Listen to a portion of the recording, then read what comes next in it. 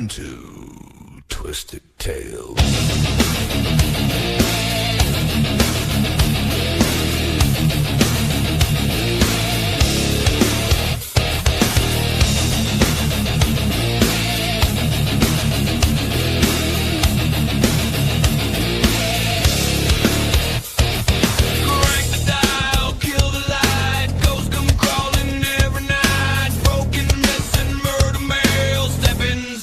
Twisted Tales, Twisted Tales, blood and bones and no trails. Twisted Tales, true got teeth and drags their nails. Urban riding back road sin, dead men talking through the wind. Cursed objects kill a law. Once you hear it, you want more. No fairy dust, no happy end, just how the nightmare really went. Turn it up. Hey everybody, this is Jeremy Cotter. Episode 4 of Twisted Tales, and tonight I have a guest I've been looking forward to talking to for a long time, a good, close personal friend of mine. He is the head of the Warner Paranormal Preservation Society, as well as the Warner Paranormal Explorers, Mr. Matt Warner. Welcome, Matt Warner, to Twisted Tales. What's up, man? I appreciate you having me on here. It's a pleasure. Thank you for taking time out of your busy schedule. I know you're a very, very busy man. You got a lot of stuff going on, and I like having you on this evening. It's been a long time since we had a chance to sit here and talk about all things paranormal and horror and everything else that goes along with it. So, so I usually like to start the show with get a little background on how'd you get involved with the paranormal in the first place? A little bit of backstory. Oh, well, I'll give you the nickel tour. Basically, I grew up a fan of horror movies. From a young age, I grew up next to my grandparents, and my nana was really cool, and she would let me watch whatever and buy me anything I asked for, no questions asked. So I was able to access that stuff at a younger age, and their house actually was haunted. Oh wow! I never had any personal experiences in their house, but I grew up in a family that accepted ghosts as a real thing, and it wasn't hush hush or you're crazy. So I was very open minded from a young age when it came to that stuff. So. Fortunately, I've grown up around it, and I kind of never look back. I guess it was always part of it. They go hand in hand with horror. Anybody that likes horror, I feel like, likes the ghost stuff too, because they're kind of the same, No, I definitely agree with you, man. I mean, you've been doing this for a long time, with almost 2 decades worth of experience dealing with the paranormal and all sorts of different hauntings and. Even longer now, man. I'm getting old. Oh man, trust me, I understand how that feels. That's for sure, especially with this New England cold weather the way that it's been. So, when was your first actual paranormal experience? My first paranormal experience. Shit. I'm just trying to share this out to people at the same time. It's all good. First paranormal experience. Let me see here. I mean, I remember like being young and having like odd things happen that I couldn't really explain. Yeah. Feelings and things like that. But I remember one of the earliest memories I have, and this isn't that young, but I was a teenager at the time, and I had just moved bedrooms at my house, and it wasn't quite fully set up yet because I was like rushing to get in there. I'd been painting and then like moving some crap in, and I didn't have it all fully set up yet. But it was late night, and I was watching TV, and the TV wasn't directly in front of me. It was like off to the side, like angled. So you had to kind of like watch it like that. And I forget what I was watching, just watching a movie or something. And all of a sudden, like on the screen, a silver like face appeared in the screen. It wasn't the whole screen, but it was in like the bottom corner. And it was looking directly at me, which was crazy because it wasn't in front of me. It was off to the side, but its focus was on me. And I was like, dude, what the hell is that? And I like kind of blinked a little bit, and it kept looking at me. I just shut the TV off. I was like, I don't know what's going on. And I just chalked that up as to being, kind of tired. And at that point I had been absorbing as much paranormal stuff as I could between books and the TV shows that were now finally out and things like that. So I was fully immersed in everything when it came to that. So I wasn't unsure of what I saw, but I also couldn't explain it. So it just further led me to keep looking into things. And now, a million years later, I realize it's probably just the early onset of the spirits trying to find me, because I'm a magnet for spirit activity. So I think they could sense that a long time before I knew anything was going on with me. So, well, that definitely makes sense. Once you start getting the bug and you start getting a lot of interactions. So what made you get into the actual paranormal investigating part of the paranormal? I mean, you've had your experiences when you were younger as a child, but when did you actually get into the investigating part, like going into different locations and stuff like that? So I started. I remember. It goes back to the books and stuff like that, and then the advent of the TV shows. Like the first shows were like sightings. This was before the ghost hunting shows. It was like sightings, which was primarily alien stuff. But then they would have every year Unsolved Mysteries would do their Halloween special to be on ghosts and things like that. And then the paranormal ghost hunting shows came out, and it's like, holy shit, like this is a thing. People can do this stuff. So I took it a little more seriously. I was like, all right, I'm not the only weirdo on the block that likes this stuff. And I would research and read books and things like that. And I would try to go and check out any places near me locally. And, at the time I didn't know I was, investigating, but that's exactly what I was doing. I just didn't have the means that we have today, which honestly was better, because most of the crap we use today is absolute crap anyways, and not doing anything. So, you start using your senses because it's all you know at that point in time. And Christ, this was before cell phones existed. So I really didn't have anything. I was just, raw dogging it. And it's such a more pure experience. And that's kind of why I'm much closer to that side of investigating styles now than I ever was. Even like the old school tape deck, we had to press the record button and the play button at the same time and play with on the cassettes and stuff like that. And yep, I still have one of those. I actually found one at a flea market last year. I bought it just in case we ever do any more investigating. I actually want to try to use the old school methods like that, because absolutely, it's really cool. Mm-hmm. Yeah. So I think you and I first met 2018. We were doing that investigation at the New Orleans. It was a National Ghost Hunting Day at the Orleans Waterfront Inn. Remember that? That is interesting. Yeah, and I think every time that's brought up, I apologize to you for that event. But you know what? That event is what brought us all together. And we, there was some really interesting stuff that happened in Orleans, and then different events like Lizzie Borden's and stuff like that as well. What's weird about that Orleans Way Inn is that was the first and only time, and I used to be, oh, this is gonna make me sound crazy. I don't give a shit. I think that I had a pre-attachment before we went to that investigation, and for whatever reason that day I was really, really on edge, and I was really like just full of piss and vinegar. I was angry that day. And by the time we had gotten down there, this isn't like me. This wasn't like me. It isn't like me now. I was like, I need a drink before I go here. Now, I used to like to have a couple drinks before public speaking because that shit used to scare me and I hated it. And I had to do it and it loosened me up. But investigation wise, it was never a thing. And I remember I went to the liquor store right near the Orleans Way Inn and I got a half pint of Southern Comfort. And we pulled into the parking lot and I chugged the entire thing. And I've never drank that way before, but I plowed the whole thing and it didn't even affect me the way it should have. And, on we went. But as as we learned more throughout the night, like, the supposed hanging and whatnot in the bell tower or whatever that thing was, like the guy was an alcoholic. I truly believe that like his spirit, like came to me prior to that event. And that's kind of what created that reason. But that whole event was just a cluster F. You know what I mean? There was a lot of weird things going on. No, I definitely agree. I got a chance to meet a lot of new people that I hadn't interacted with before, who I consider part of my paranormal family, like you guys and Russ and Nicole and everybody else at that point. And so I know you were with a previous organization at that point, and there's no need to drudge up all of that happiness. But so when did you start the birth of the Warner Paranormal Explorers?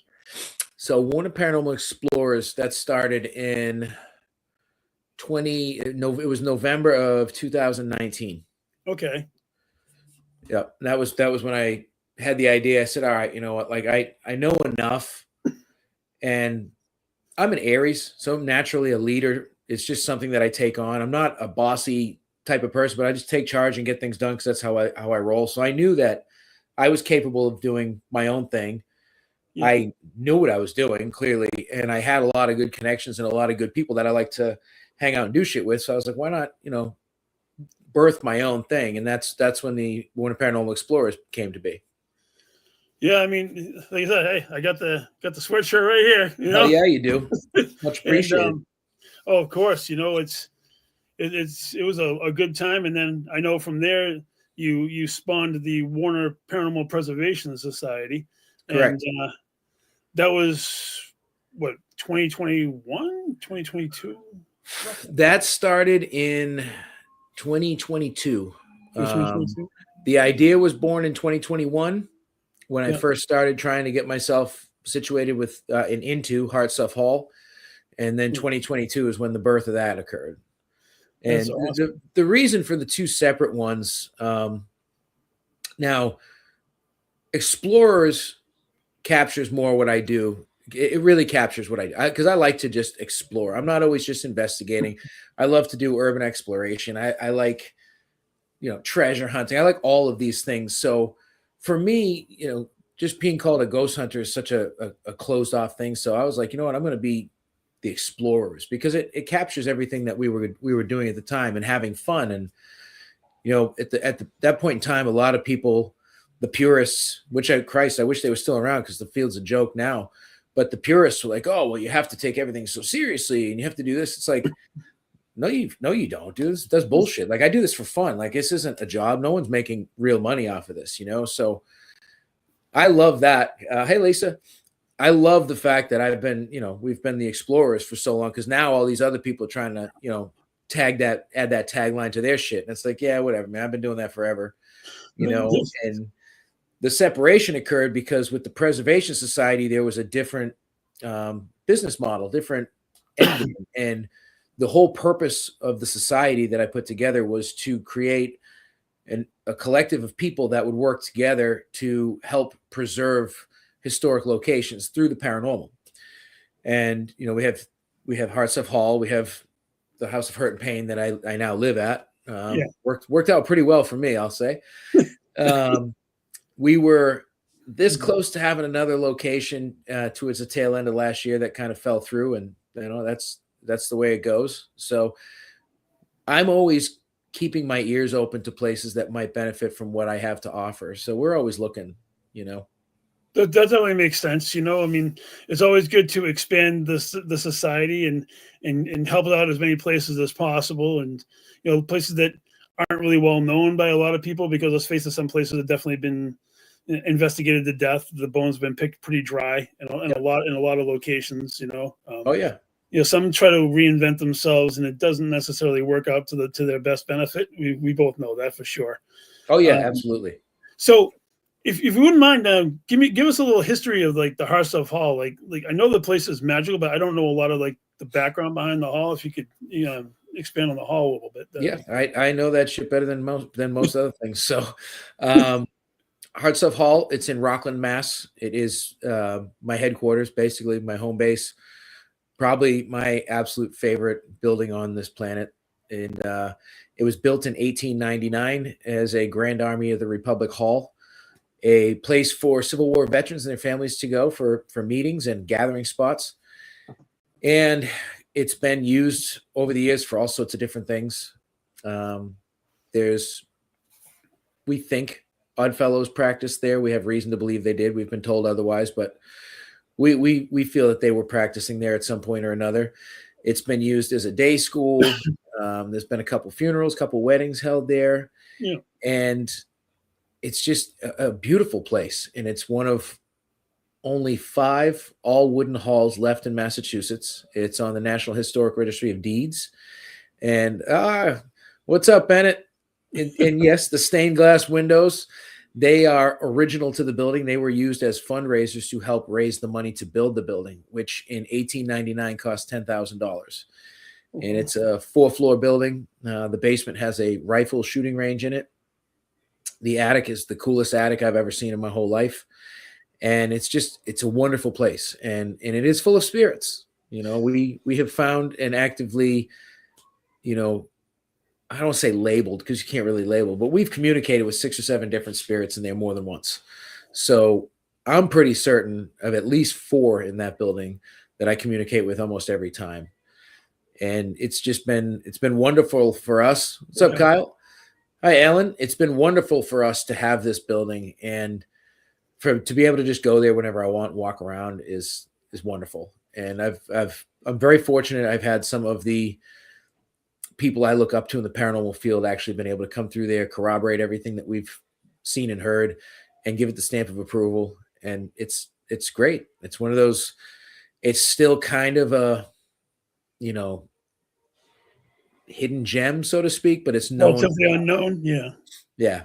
Hey, Jess. Hey, Megan. We're getting all kinds of people in here. Look at that. Cheers to you guys. Woo Wednesday, beers and chats. Absolutely. So, no, I mean, from the experiences that I've had, the times that we were down there, it definitely is very active. I mean, I know that the rifle range, the first couple of times was very, very active when we were down there, and the ballroom upstairs with all the pictures on the walls and the attic. My God, the attic! Yeah. You walk in certain areas, you can feel them like almost breathing on you in certain areas up there. That was, the interactions that we had when we were there was definitely cool, and I'm sure that it's gotten even more interactive since we've been there. And the hall is a beautiful place. If anybody wants to get in contact with, do you still do private investigations through the hall still? Or? Oh, absolutely. Yep, we do the private rentals, and we do public events. We've got a couple of events coming up now. We're looking to book something out every month this year and have options for everybody. That's awesome, man. I mean, anybody wants to get a hold of Matt and possibly book a private event, it's definitely a place that's worth going to check out. Definitely. And then your secondary location, the House of Hirt and Payne, definitely, I've been through there, and that place definitely has some energy behind it too. If you could give us a little bit of history on the House of Hirt and Payne. Yeah. So the place that I'm sitting in right now, the House of Hirt and Payne, is actually where I live now. Because why wouldn't I live in a haunted house, but a few years back, I'm trying to think here. 6 years, maybe 7 years ago, the previous owner's mother passed away, and she was 100 years old, and she passed away in this house right on the other side of this wall in her bedroom. And we have a mutual friend. And so we went in, and he asked me, he said, hey, the previous owner, his name was Ed. He said, Ed's been waking up in the night, hearing his mother call out for him. He comes down to check on her. Obviously, she's passed away. He's freaking out. So it got to the point where he was so bothered by it, he actually took her bed out, cut it up, and threw it away because he thought the bed was haunted. Okay. It didn't fix the problem. So I came in and I did some investigations. Actually, I was sitting in this room, and the room was very different when I was here. And we got some interactions. It wasn't life-changing, like, run for the hills type stuff, but we had some things happen, and we caught an actual shadow figure on video in her bedroom. And I said, obviously I can't prove to you that this is what's going on, but there's something going on here. So definitely it's a haunted house. And a couple of years later, fast forward, he decides he wants to, up and move to Florida and retire. Yeah. Now, my buddy, his property abuts this property, and he didn't want to lose his frontage, being a backyard. He didn't want it to be sold and made condos or whatever. So I said, hey, it's not going to change your life, but we could do some ghost stuff there because it's a very active house. Yeah. So for almost a year, he worked on getting the house up to where we could have people in and do some tours and things like that. And it started off slow. We actually started off with photography tours in the beginning because the whole house was left with 80 years of this family's stuff in it. The whole house. I remember seeing it. Yeah. Yeah. And the house itself is from 1906. There's been 4 different families that have lived here prior to me coming here. So that's a lot of stuff left behind and a lot of history. 4 people have passed away in the house. We have all their death certificates, confirming that they passed in the house, or at least that's what the death certificates say. Right. And so I was acting as like the liaison to get people to come and go and come and go. And I was at a point where I had to move out of my apartment. Oh, he sure is. I was wondering if she was going to show up or not. Didn't know if you were asleep, babe. She loves this house. She's gotten used to it. Trisha's gotten used to this place. Nice. But so I was in need of a place, and I said to my buddy, I said, if you are still up for it, I could be the living caretaker for a little bit till I find suitable living quarters and whatnot. Right. So that's what I did, and I planned to be here for a few months and kind of just like squat, basically. Yeah. I left all my shit in storage. I went and bought a ghetto IKEA bed and a little TV because I can't be without TV. Oh, no. And I will tell you, for the first 3 weeks I lived in this house, I hated every minute of it. Really? Like, I would come home and I would be so freaking scared to be here. I would sit in the kitchen with the kitchen TV on, eat my dinner, because there was no TV in the living room or anything like that. And the only other TV was up in my bedroom, which was full of old people shit. So I would basically sit in the kitchen with the TV very loud so I didn't have to hear anything. And also, I didn't her bedroom is off the kitchen, which you've been here. You realize that. So I would never look in there either. I was like, I don't want to. No, I'm not. Because I saw Dorothy 2 weeks before I moved into this house. I saw her standing in her bedroom looking at me, clear as day, like you and I do. Yeah. And that was enough for me. It didn't scare me because it was warm. And it was like, okay, I'm not mad at this, but it was weird, So what I did for that first 3 weeks, I would finish dinner, stay up as late as I could down here. I'd go up to my bedroom and I would shut that bedroom door and I would not come out of that room. Oh, Jesus. If I woke up and had to take a piss, which is every night for me, I didn't have to anymore. I wasn't going. It's like, nope, you're going back to sleep. And it took a long time for me to get used to being okay with that. Yeah. It's funny because when Trish stays over, she actually makes us shut the door. She thinks I'm a weirdo for sleeping with the door open, but I'm like, whatever. I live alone and the ghosts know not to come in here. But actually early on, one time I was laying in there after I'd gotten comfortable and I felt something come into the room. What's up, Nate? And I couldn't see it, but it was like that predator heat signature type shit going on. And I was like, no, out of here. You're not allowed in my room. This is a safe space. Get out of my room. And I never had an issue in there again, which was good. But this house will speak to you with literal voices, but also footsteps and noises. Was the night of the Super Bowl. After everybody left, I was laying in bed and I heard some sort of commotion from my daughter's bedroom across the hall. I was like, no, absolutely not. I'm not going to check that out. See you later. Kyle has slept here twice on the couch and hadn't experienced both times. So, hey, Christy, he knows his place is pretty active too. But it's a comfortable active. It's nothing, evil or bad or anything like that. It's just energy in this house. And for the most part, I know they don't like my music. They don't really love my taste of decor, but they like me being here and they understand that I'm bringing life to the house. So it's been a good coexistence. That's definitely important, because if you're going to live in a location like that, the one or two times that I've actually walked through that house, I mean, me, I can pick up anything, and it's like, holy dear God, that one room that had the rocking horse and all the dolls on the freaking bed. Yeah. And the first time I walked by that room, the rocking horse was going back and forth on its own. Okay, that's cool. I know I'm not gonna bother you. I'm not gonna touch your stuff. That's actually Kyle's spare bedroom now when he comes down. Nice. Oh my God, no.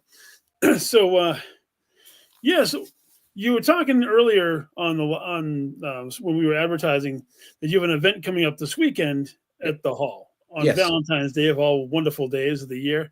Yep. You want to tell people about the event?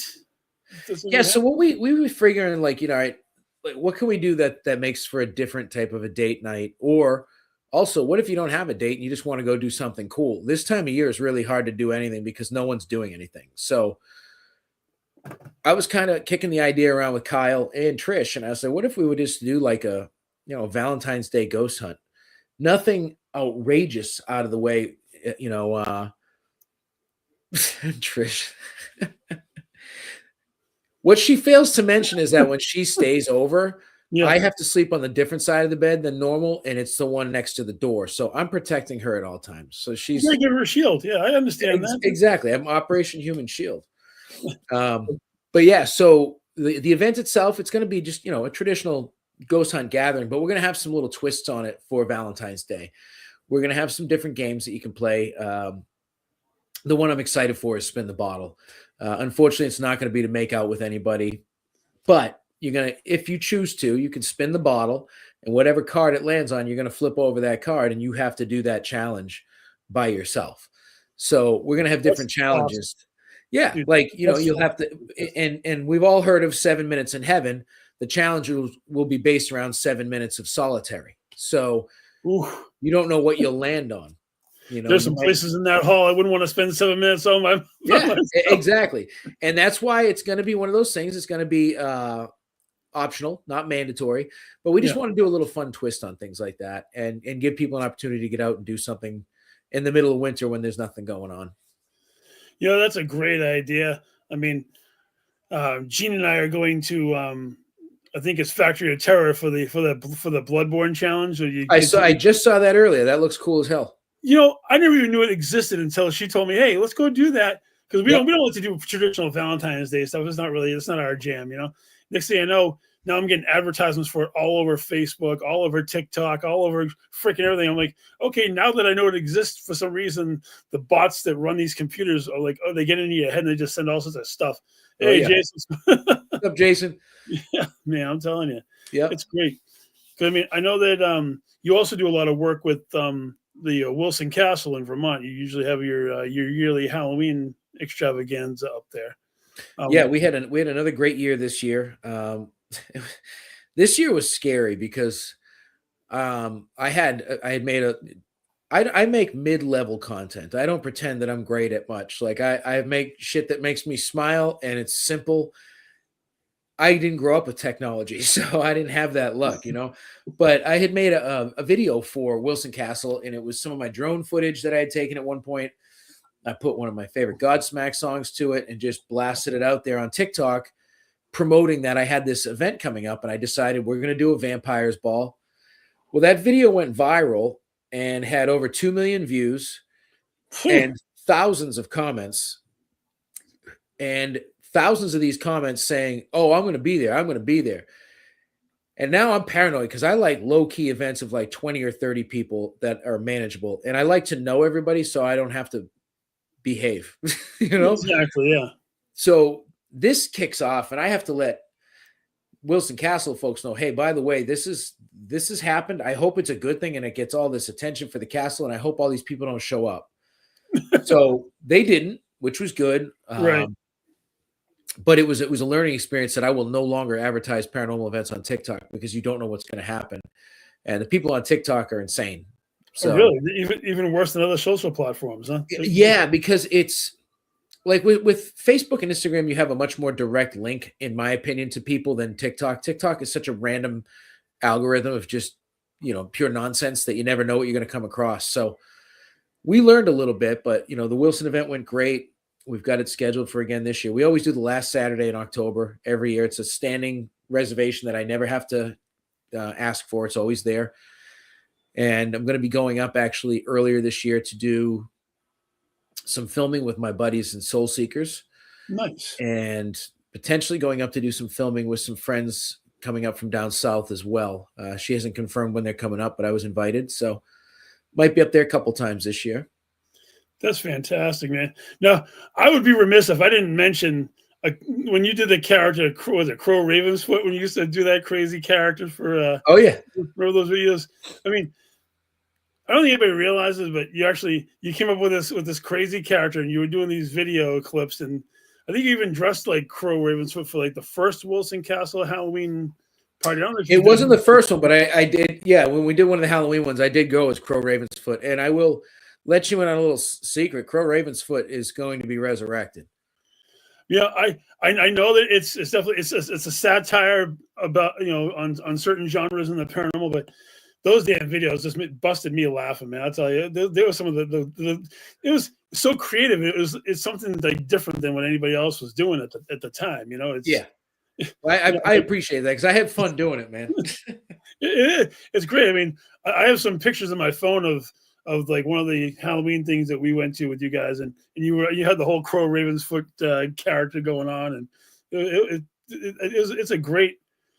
If you like satire and you don't take it completely seriously, it brings to light a lot of the people who, for lack of a better term, fake what they're doing. And oh yeah, unfortunately, there's a lot of them that are there's a lot of people who legitimately have gifts, but there are some that definitely pretend and exploit them for financial gain. And I think Crow brought a lot of that to the surface, and anybody who got mad at it was probably in the category of those who deserve to be mad at it in the first place. Well, and that's the whole thing, man. Like it started as a joke for that exact reason. Like you nailed it. Like I wanted to lampoon all the clowns out there, and now there's so many of them.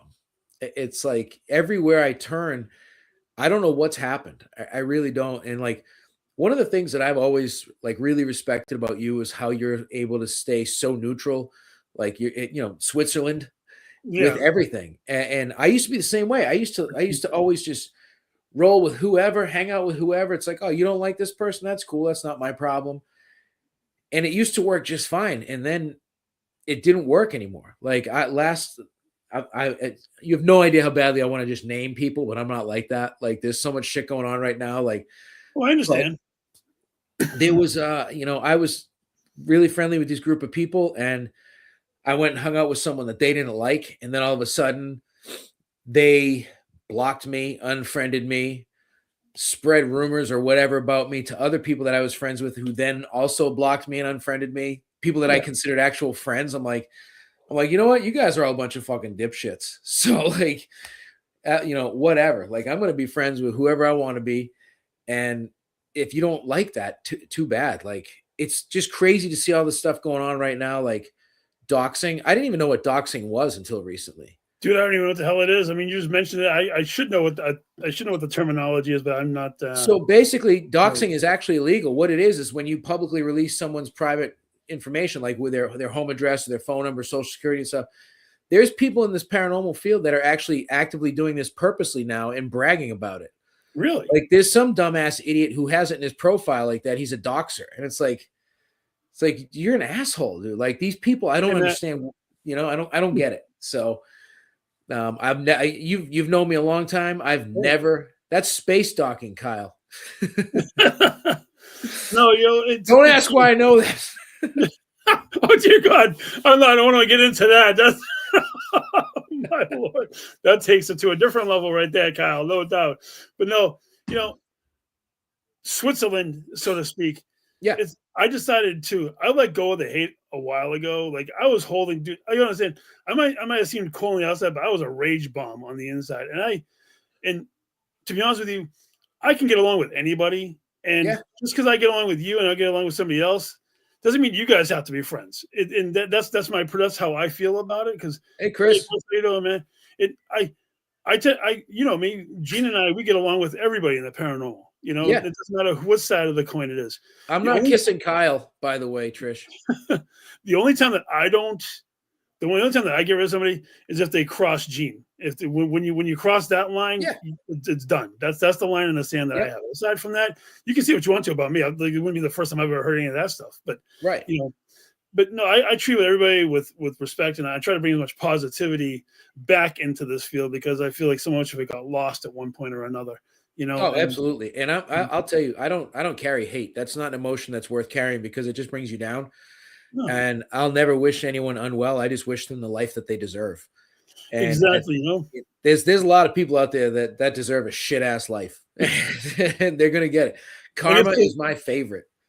If they delete you, you were better off with them deleting you in the first place. Absolutely, dude. Absolutely. That's how I feel about it. I lost a good pile of people.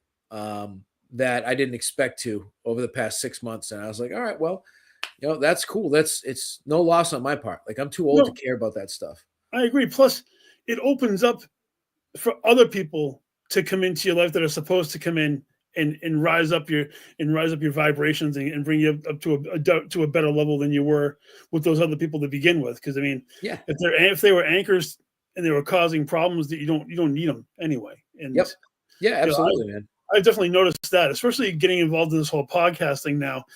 I've opened the doors and I've been meeting a lot of new people and embracing this culture. And I mean, this is a whole new thing for me. And it's definitely been a lot of fun, you know?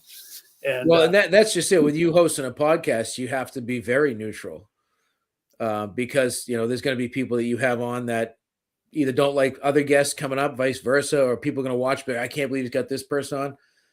That's your job as a host to be able to do all that. Like people need to understand that. And you've done it before. And I know you used to also host another series of clips to Unpopular Opinion, which were definitely a very popular series. Those made a lot of friends too. What's that? Those made a lot of friends too. Yeah, you know what? It wasn't about think about the amount of views that those videos caught. I mean, that series of videos that you made were very, very popular, actually. Well, and you know what? It was one of those things like, and that's why I've always had my detractors, because I don't bullshit anyone. Like I've never tolerated fake crap. I don't put up with fake people. And it's funny because I reflect a lot. Like I talk to myself all day long. We have great conversations, but I reflect on all these people that I've come across over the years that have distanced themselves. And it's been the best thing that could have ever happened for them. Not for me, but for them, because I don't. Yeah, basically, starring the entire field of the paranormal. Dipping back into the paranormal a little bit. So, aside from the hall and the house of Hirt and Payne, what were some of your other favorite locations that you have investigated in over the years? Oh man, I've been to so many great places. The Detroit 6th Precinct is always going to stand out as one of my favorites, which unfortunately is no longer available. Obviously, Waverly is always going to be in my top. I've been there a bunch. Ohio State Reformatory is fantastic. Moundsville was fantastic. Oh, wow. I've actually been to like last year, my daughter and I, my oldest daughter, we went to Ireland and we were able to go to like the Hellfire Club. And wow. It's just this ruins on the top of a hill. But like I explained to her, I said, you have no idea what this means to me to be walking here right now. Then we also went to Leap Castle. Like these were two of my absolute bucket list places, and we got to go to both of them. And so, I mean, these again, it traces back to the TV shows and all the books I read and all these places that people like, oh, like these are the places. Those are the places. You know, they're fantastic. And the only place I could say that I thought was like I'm not gonna say BS, but like way over the top was Mackey's. I think Bobby Mackey's was the most overhyped place I've ever investigated, and it wasn't what they said it was, but so be it. I mean, I had experiences there, but it wasn't, you know, the portal to hell in the basement, all that crap. I didn't get that vibe from the place. It was just a shithole bar that should have been condemned. No, I mean, I definitely understand that. And you know as well as I do, just because I have an experience somewhere doesn't mean that you're going to have one. And just because you do doesn't mean that I'm going to have one. It all depends on who the spirits feel like talking to at any particular moment when you go. I mean, because you've had experiences at Lizzie Borden's just like I have. And I know some people who've gone there and been like, I had nothing all night long. And I stayed here overnight and there were no interactions at all. I'm like, wow. Because I mean, every time I go to that place was always crazy busy. Yeah. And you know, and then you get all the Conjuring House. A few times I was actually able to go to the Conjuring House before all the controversies that had happened recently. I mean, I had some amazing interactions at the Conjuring House too, and that place was I had stuff happen to me every time I was at the Conjuring House. I mean, I haven't been there since after Corey and Jen left. You know, it was beautiful when they were there, and I missed those days. You know, for sure. Yeah, and those days, unfortunately, are long gone. Unfortunately, yeah. I mean, I barely even follow the whatever the heck's going on through the media with it now between, you know, all the parties involved. I tend to try to avoid all the drama if possible, you know. It's not even worth being involved in because no one knows which way it's going to go, and it doesn't change anything at the end of the day. You know, like it's one of those things that I'm glad I got to be there in the inception when Jen and Corey had it, and get to go there all the time and hang out with them and be a part of that was fantastic. Yeah, they were awesome people. You know, I definitely miss seeing those guys. You know, it's so. I recently saw, you know, you had some videos you put up with a particular haunted doll. Now, I always get her name butchered in my brain because for some reason I get some of the letters dyslexic. There she is. This gal. Can you talk to me about her and some of the stuff that you've been sharing through TikTok with her? Hi, Melanie. Hawthorne Hotel. Doesn't do much for me. Been there a couple of To times. sleep in once or twice, yeah. Yeah, I've slept there. I've investigated there. I don't know. It's overhyped also. And yes, Chris, love their German Shepherds. So Ameline is basically like my Annabelle. And so the room I'm sitting in is what I call the green room at my house. And it basically has all my haunted, I like to say enchanted objects. There's nothing in this room that's scary to me anyways. Over the years, people know that I'm the guy that will take anything that people can't have. So I've got dolls and all the Ouija boards, I got all kinds of shit. But Ameline was left in a friend's pickup truck in the back seat of his truck. And he's not sure at what point in time or for how long it was there. He just happened to notice it was sitting there one day. So he called me because he knew I was into the weirdo stuff. And he's like, if it's something you'd want, like, can you take it? I said, absolutely, I'll take it. And he'd sent me a picture. I was like, oh, wow, that's pretty creepy. So he said he was going to talk to his wife and get back to me. I didn't hear from him for about a month. And after about a month, he called me. It was a Saturday morning. He said, if you want this thing, you got to come and get it right now, or I'm going to burn it. I said, all right, I come and get it. Like, what's up? What's going on? And he goes, yeah, Trish did have a dream about her, but it was a good dream. He said, well, my whole family's been fighting since we've had it around, and there was like deaths in his family and his friends and stuff like that. So it was just a lot of bad luck happening at the point in time. So I went and met him. He hadn't taken it out of his truck. It had been sitting in there. And so I brought some sage just to smudge his truck, make him feel better.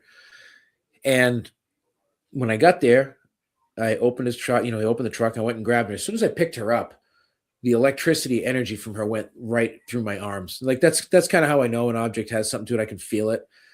This one I could feel right off the rip. And I said, okay, put her in the car. And I remember because that day my daughter and we had gone to IKEA for some crap. And like I put her in there with all the IKEA shit in the backseat of my car. And we went home. And Christ, this might have been, this is like 5 or 6 years ago. I've had it for a long time now. Right. And what I used to do at that point in time, because at this point in time, people were sending me things like, I can't have this. It's coming to you. I'll give this to you. And I would go live on my Facebook pages with her, show everybody, or, whatever the object was, like, hey, this is my new haunted object. What do you guys think? And I'd run some equipment and do little fun live investigation stuff like that. And I didn't even get to do that before I started noticing I didn't feel right. And for a couple of days, I felt like very angry and on edge and way more of an a-hole than I usually was. So I was like, all right, I gotta do this reveal. Cause I would usually do a reveal and then smudge my house afterwards and settle things out, whatever, Palo Santo, all that crap. So I was at home alone, which is most nights. And I set up the computer just like I have now. We went live, had the obelisk out, some other crap. And I had a bunch of people watching, a couple different psychics that were, throughout the country. And one of them texts me and she goes, the energy in your house right now is out of control. Like I can feel it from watching your video that it's like swirling around. And I said, oh, I can feel it. It felt like the Tasmanian devil, like just going around and around. Okay. And she's just sitting here next to me on the couch. Not this house, my old apartment. And so I started running the equipment and I asked, like, can you tell me your name? Can you tell me your name? And the obelisk said Ameline, which is a word I'd never heard of before, a word that I didn't know. So I looked it up and it's a French word that means hard worker. Okay. So I said, okay, your name is Ameline. I get it. A few other things that the obelisk was spitting out was water, New Orleans, and obviously Ameline, which is French. So my first thought, I didn't say out loud, is voodoo. I'm thinking New Orleans voodoo. Right. She has a noose around her neck. Wow. Yep. Look at that. Yeah. And it's an actual hangman's noose. And of course, I'm a guy and I'm curious and I want to take it off. And I've always wanted to take it off. And the first thing one of the psychics said was, do not take that off. I said, but I really want to take it off. Yeah. She goes, whatever that is, whatever spell has that spirit with that vessel, that's keeping everything contained. Don't take it off. It's So a I did. binder. Yeah. And yeah, it's like a binding thing. So I never took it off. At this point, I can feel the energy in my house, like getting a little more wild. At that point, broadcast died, computer went down, power went out at my house. And I'm like sitting there in the dark with her and no one else. And I'm like, this is friggin' horrifying. So everything clicked back on. It was good. Fired the broadcast back up. And the energy was flat as a board. I agree. You get I can feel her. I can feel her through the screen. I'm sitting in my lap right now. It feels like a toddler spirit. Like she's good. Like she's here, but I got a text from one of the psychics, and she goes, "The energy in your house is all settled down. Like I don't know what happened." I said, "I don't either." She goes, "Well, what I think this is that whatever you have right there, it loves attention, and you need to give it attention and respect." And at that moment, I knew this doll was supposed to find me because I too love attention. Anyone that knows me, has known me for more than 30 seconds, knows I love attention.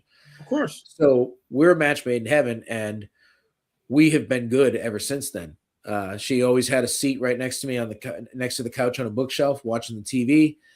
And I've taken her to Paracons and shit like that. Let people. I remember seeing her for the first time. You used to put her out with a couple of other like enchanted objects that you have. I remember the ball and it's not like oh don't touch that. You know, you're gonna carry the curse. You want to take a picture with her? Absolutely, man. Come on. Yeah. Bennett knows. Oh yeah. But yeah, so we've had a good relationship, and she has made herself known to a few people that she doesn't like the way that they're talking. Like it happened to my ex. Like we were on video chat, and she happened to see it. She hadn't been here yet. And she's like, "Oh, I really don't like that." She said some disparaging things, and I felt off for a few days, like not good. And a different psychic, totally different psychic. I know a lot of psychics for some reason. She randomly texted me and said, "Hey, like, how you doing?" I said, not very well. I feel like I have like an attachment or something. Like that's something that used to happen to me a lot too, because I wasn't very protected or grounded. Right. So she's like, "Well, if you don't mind, I'll remote read you in your house." I said, "Go for it." So she wrote back and she goes, "I don't know what's going on at your house, but there's like an older woman energy and it's just pacing in circles and it is upset." She's like, "Is there like a new woman in your life? Something going on?" And I explained what happened. She goes, "You have to have her. She has to, she has to apologize because things aren't going to go good if she doesn't." I said, "That's all you have to say." So I told her, I said, flat out, "I don't care if you believe in this shit. I live with her. You need to apologize to her." Yeah. And she did, and everything went away. So this one just has this. This is the matriarch energy of this whole house, of wherever I take her. She's the matriarch energy. I had taken her up to Parafest, Maine a few years back. And when I got home with her that Sunday evening, she was in the Jeep, still with the rest of the stuff. Yeah. I walked into my house. I heard a man and a woman talking and a child laugh. And I live alone. Yeah, of course. And when I brought her into the house, there was not a peep. I think all the other haunted objects were having a goddamn party while she was gone because she wasn't there to keep them held back. So it was one of those interesting things that had happened. And she's been with me since, and she will always be with me. You know, she's going to stay in the family forever. And what I did, so that same broadcast, we were trying to figure out like what this doll was. And we had some eagle-eyed viewers that were able to figure it out. And she is what's called a grannykin doll. They came out in between 1957 and 1959. Okay. And this one's name, I believe, was Karen. So just recently, because I've been looking for a long time, I found one in near perfect condition. Oh my God, what a difference. Of what she used to look like. So now she's got a twin that she sits with. She's still got her earrings. My God. Her nails are still painted. No shoes, but she's got like the hoop skirt part and everything. Like this one's in really good condition. And I was excited to find her because they're not easy to find. It's 70 years old almost. So eBay for the win on this one. But now we have the matching pair, and they haven't had any fights that I know of, so we're good. What a huge difference between Ameline and absolutely. Yeah, absolutely. Like, that's what's so crazy about Ameline. It's like, what happened to it? You know? Yeah. Sometimes the craziest of objects, or the closer you bond to an object, it just happens to be random chance. Yeah. You know, and I know that you used to have like a ball and chain that had a lot of crazy energy on it too. I sit on the floor right over here. I remember holding that thing at one of the paragons. I'm like, oh my God, this thing is ridiculous, you know? So I know flip and flop, because my brain always goes in different directions. I can't help it. It must be the squirrels in there. We're trying to figure out what the hell's going on next.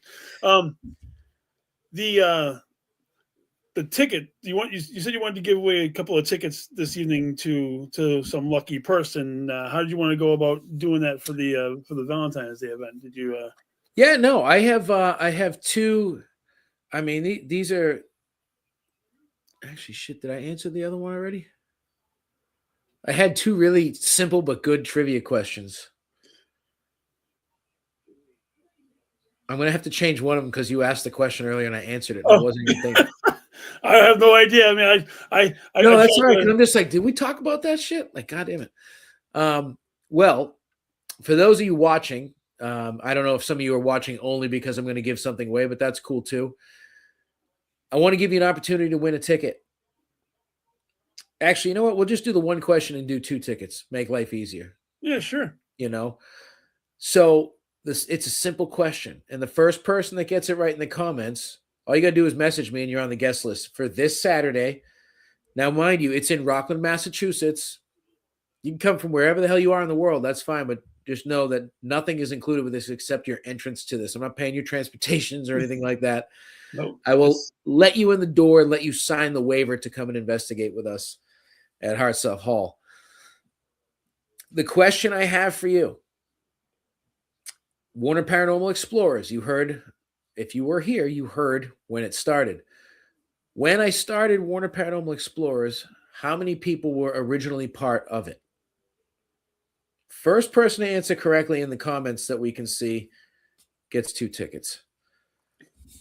That's a great idea, because I mean, I don't think we covered the amount of people who were in, you know, the Explorers, because I mean, I know it's changed. It's been very different times and stuff like that. No doubt. Yeah, so I mean, you're quite the busy man, aside from running the house of Hirt and Payne and running the hall, and, you know, keeping control of the Preservation Society. Now, you also work in a cemetery during monuments in the warmer weather, right? Or do you do it in the winter as well, or is it only in the warmer? If there was no snow on, I'd still be setting. Okay. Yeah, so I set gravestones. Yeah. Kyle and Melanie are both wrong. Kyle, you're already going to the event. Don't even answer. Yeah, so I set monuments, gravestones, year round when there's no snow. So that's the day job. Then I do concert security part-time. I do personal training part-time. Do the paranormal part-time. I don't really like to sit still.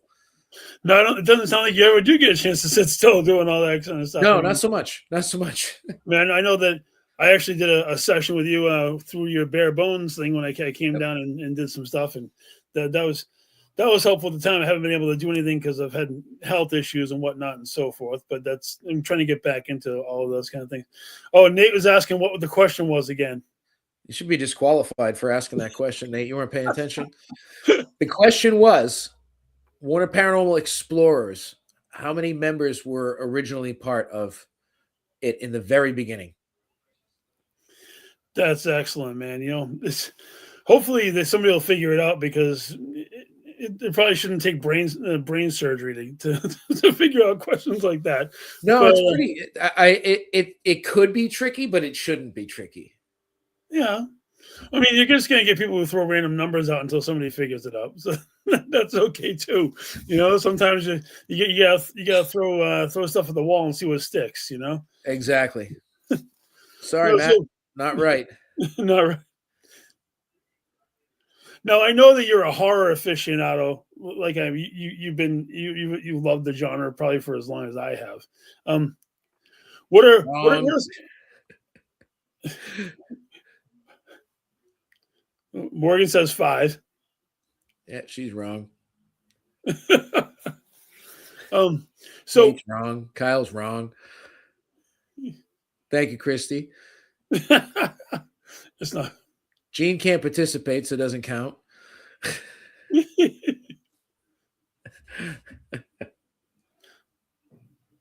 I guess it'd be 2. She said, I guess it'd be 2. Honey, we're doing something that night. Oh, my. All right, Morgan, you're correct. I can't give it to Jean because she has plans that night, and she. You are correct. So the original Warner Paranormal Explorers was just myself and my daughter. Nice. I remember, and I know you guys love urban exploring. I've seen all the pictures, and you guys used to, go and do all those. But I mean, it's a little too cold to be doing urbexing right now, obviously. But I'm sure if you had the opportunity, you'd probably even go out in the snow and do it because I know how much you. Well, her and I will be doing some next week. We fly over to Scotland next week for my youngest daughter, her sister's birthday. We go over every year in February, and since last year we've been doing a lot of urbex over there because there's tons of places. So we'll be doing it next week. Wow, that's cool. So one of my last questions that I love to get into, because I know we're both horror people, is what is your Mount Rushmore of horror characters? Well, I mean, I've got them right here. So it's Leatherface, Michael Myers, Freddy, and Jason. Now, is it in that particular order? Like who's your favorite horror character of all time? To answer your question, Melanie, there are still a couple of tickets left. There's I think four or five tickets left. But fortunately, a guy if the ticket sales go kerplunk, But yeah, 4 or 5 tickets. No, so my order would be Leatherface edges out. What did I do? Fucking just gave away 2 tickets and I'm a shithead. God damn, can't take me anywhere. Leatherface always edges out Michael Myers just by a hair for me. I love the original Texas Chainsaw Massacre. It's my favorite. Oh God, yes. Followed so closely by the original Halloween. And Trish, Jason's next. Yeah. And then I'm going to put Freddy out of the 4 in last. And honestly, as I've gotten old, like Freddy, because of everything he's done, is up there. But I don't really think Nightmare on Elm Street movies are that great overall. Well, I mean, that's fair. There's plenty of other horror movies that I think are superior. But for classic level Mount Rushmore, those are the 4 I would put on there for sure. Well, and those are great, and pretty much all of those are Freddy's my all-time favorite. The original Nightmare on Elm Street 1984 is probably one of the things that scared the hell out of me when I was a kid. It probably was one of the greatest in my time. And the original Texas Chainsaw Massacre, the original Halloween. I don't like how the franchise went off in 14 different directions, and they want you to forget 40 years of history just for the hell of it. They kind of bothered me a little bit. The last 3 that they just didn't need to happen. No, because the directors for those don't want you to remember anything that happened after the second one all the way until their movies, and they want you to forget 40 years worth of history. And to me, that takes away a lot of it, Yeah, I mean, I did see that A24 just acquired the rights to Texas Chainsaw, and they're coming out with a movie, and they're also coming out with a TV show, which I think could be great. Although A24 likes to get really artsy fartsy, and some of this shit sucks. So I hope that doesn't happen. I don't want to be some woke version of fucking Texas Chainsaw. I don't blame you there. And like you said, the top 4 guys are the ones you have on your knuckles, obviously. And for me, my newer guy is Art the Clown. I love the whole thing with him. He brought that franchise brought back special effects in horror, like actual, like not CGI, but actually made practical effects like a thing again. I can't get into Terrifier.